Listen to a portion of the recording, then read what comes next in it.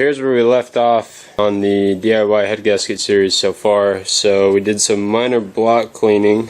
You can see it's a little bit cleaner, but it's still pretty dirty. So that is cylinder 6. The piston is fucking munched. Did some ugly on it. So this whole bottom end is coming out. And so basically this is where we're starting to build, is from right here with the bottom end in.